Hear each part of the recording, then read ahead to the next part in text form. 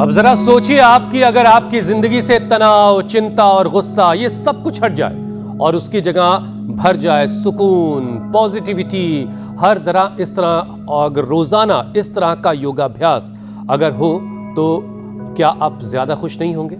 बिल्कुल ठीक बात है।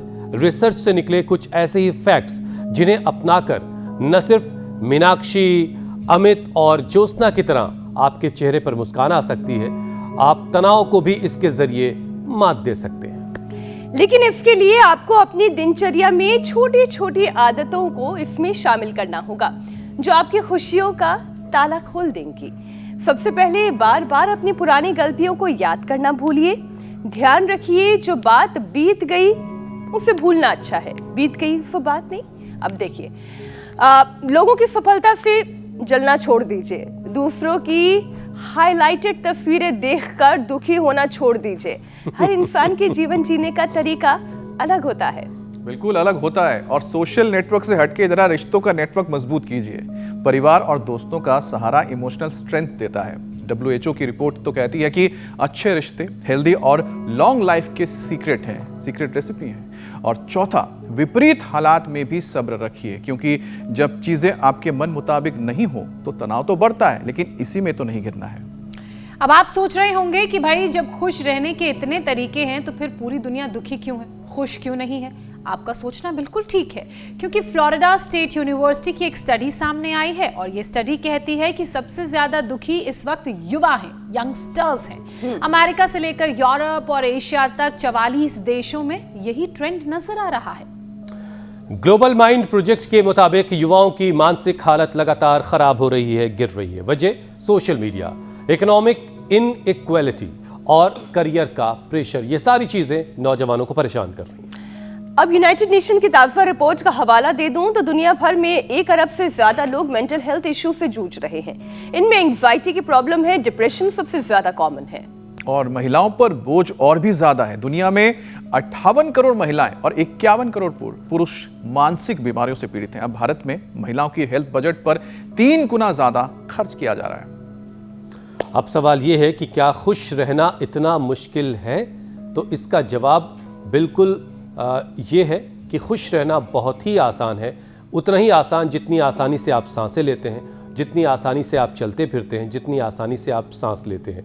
ये सारे सवालों को और बेहतर तरीके से हम इनके जवाब आज स्वामी जी से जानेंगे। स्वामी जी हमारे साथ जुड़ चुके हैं। स्वामी जी प्रणाम। शीर्षासन करना मुझे लगता है खुश रहने का एक तरीका तो है। प्रणाम स्वामी जी।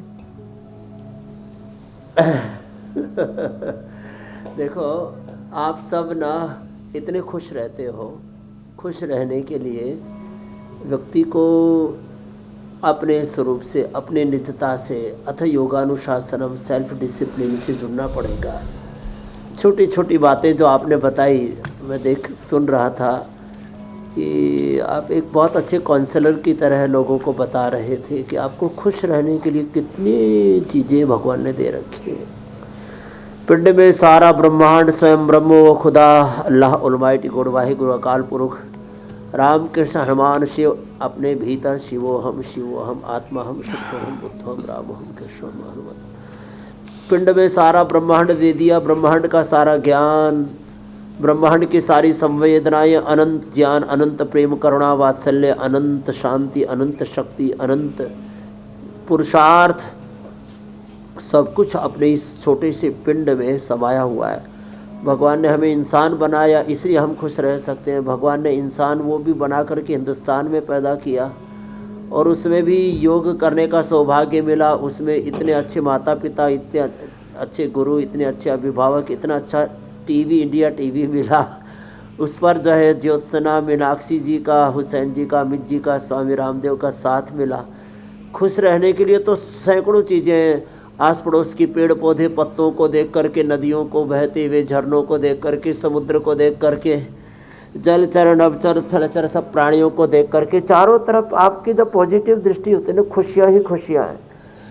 शीर्षासन यदि कर सके तो बहुत अच्छी बात है। शीर्षासन के बाद यदि कोई सूर्य नमस्कार कर ले और अच्छी बात है। मंद मंद मुस्काते हुए, तेरी मंद मंद मुस्कुरिया पे बलिहार राम जी, हमारे भगवान राम जी, कृष्ण जी, हनुमान जी, सब कितने प्रसन्न है हमारे घनश्याम जी। मधुराष्टकम में कितना प्यारा गाती है ना हमारी मीनाक्षी बहन, अधरम मधुरम चलनम मधुरम अखिलम मधुरम मधुराधिपति अखिलम मधुरम, सब कुछ माधुर्यपूर्ण है सब। भगवान और भगवान की सृष्टि सारी कितनी माधुर्यपूर्ण है, तो अपने अपने सामर्थ्य के अनुरूप ऐसे ऐसे शासन करें और शीर्ष पर रहे, सूर्य नमस्कार करें जो कर सके, जो इतना भी न कर सके तो 100 बार भुजंगासन का तो नियम हमने दिलवा ही दिया है। तो अब तो काफ़ी भाई बहन करने लग गए और उन्होंने अपने आप को संवार लिया, अपने जीवन को संवार लिया। और देखो सच में ये छोटी छोटी पहल है, 10 बार से शुरू किया था सूर्य नमस्कार, कुछ 20-25 बार, कुछ 25-50 से 100 बार तक पहुंच गए। 100 बार लोगों ने ऐसे धीरे धीरे दंड बैठक भी शुरू कर दिया। तो एक होता है जोर से हंसना, एक होता है मुस्कुराना, एक होता है सहज तृप्त है, सहज समाधि, पूरा आत्मसंतोष है, कोई कामना नहीं, अकाम हो गए, निष्काम हो गए, आत्मर्थी हो गए। ऐसी ये अलग अलग स्टेजेस हैं। खुशी हैप्पीनेस की भी बहुत डीप स्टेजेस हैं। इतने अंदर से खुश है, इतने तृप्त हैं कि सारी जगत की कामनाएं तृष्णाएं सब खत्म हो गई। तो ऐसे होले होले ये फिर चल उल्टे लेटो ऐसे। आज हमारे साथ में देखो ये बच्चे, यहाँ कुणाल की किडनी गड़बड़ हो गई थी, बीपी 250 से ऊपर चला गया था। लो रे कितना हो गया था? 272 हो गया था इस बच्चे का। अरे अब फिर कुछ इसको डॉक्टर बोला तेरा ब्रेन स्ट्रोक, हार्ट अटैक क्यों नहीं हुआ, पैरालिसिस हो जाता है इतने में। तो बस स्वामी जी, खुशी की जो परिभाषा आपने बताई और वो भी इस बच्चे ने ठीक कर लिया, वो हर किसी को समझ में आ ही गई होगी। और वरना किसी भी ज़रूरतमंद छोटे से बच्चे के हाथ में एक टॉफ़ी दे के देखिए और उसके चेहरे पे आई हुई उस मुस्कुराहट को पढ़िए, फिर आप समझेंगे कि खुशी कैसे मिलती है और कितनी आसानी से हासिल की जा सकती है। लेकिन बस उसे महसूस करने की ज़रूरत